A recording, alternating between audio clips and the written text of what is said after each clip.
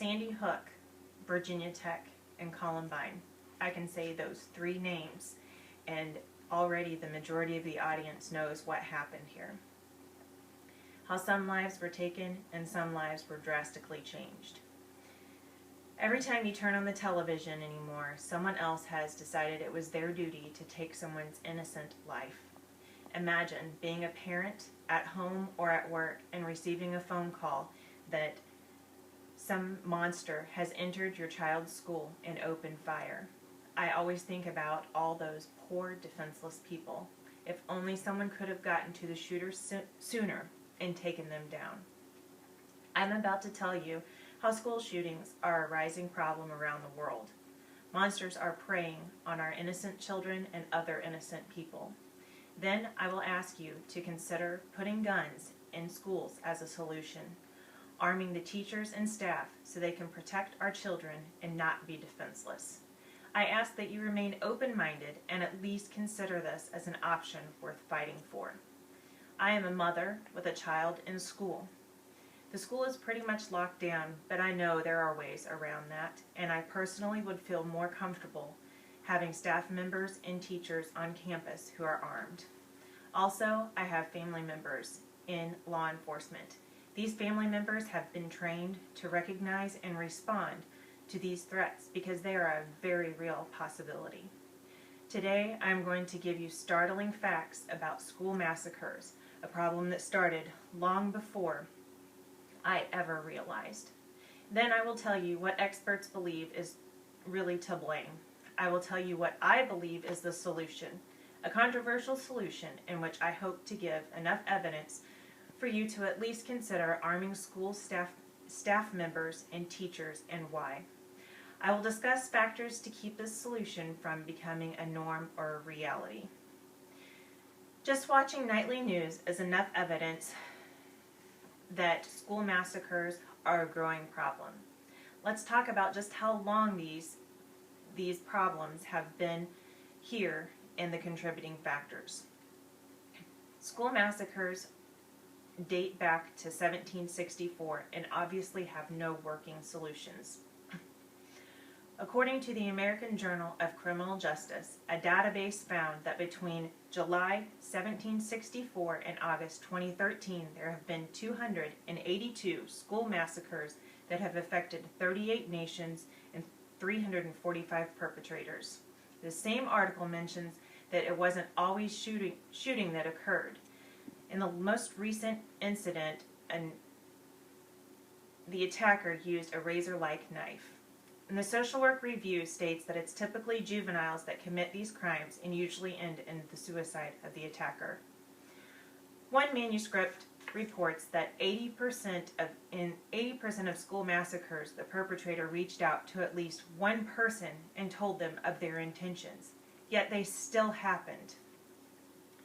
Most people blame the shooter directly, while others blame the lack of resources in schools that they have for disconnected children. A pediatrician was quoted in Education Digest that there are not enough counselors per students in our schools. He believes that they need positive-based teaching, more counselors, and health care, as well as services to reach disconnected youth. People will still fall through the cracks, and it will take a long time for a system like this to be successful. So what happens until then? What do we do until then? Scott Poland says that there are some characteristics in school shooters to be aware of. Psychotic shooters don't live in reality. Psychotic shooters don't have a conscience, morals, or remorse. Traumatic school shooters have had something horrible happen to them that has traumatized them, such as physical or emotional abuse. Not all of these youth with these characteristics are going to be recognized by our school systems. Another article in the American Journal of Criminal Justice confirms that in the Columbine shootings, Dylan Klebold and Eric Harris also had multiple homemade explosive devices, include improvised explosive devices and 2 20-pound propane bomb tanks. So are guns really our problem here? While I believe there needs to be more help and awareness for troubled youth, I do not believe that this is the only thing that will protect our children. Having teachers and staff members armed could help save lives by stopping the shooter before they can kill any more. One article quoted the NRA president as saying, "The only thing that stops a bad guy with a gun is a good guy with a gun." Many argue that the presence of a police officer or a security officer would be enough.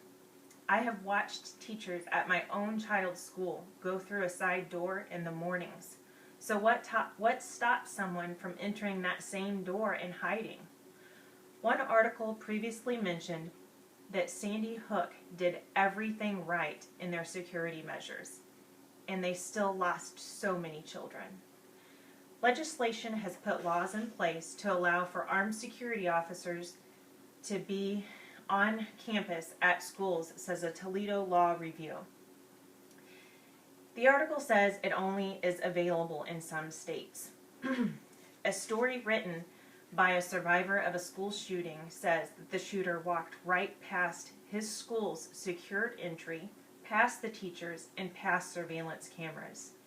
Teachers should be properly trained if they're going to carry guns in schools.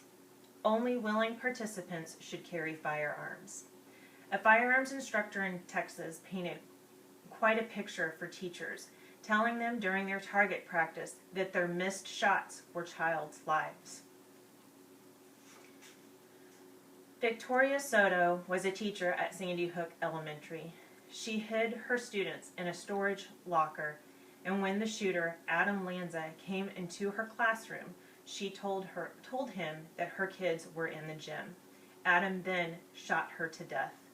Imagine just for a moment if Miss Soto had a gun on her and she was properly trained to use it.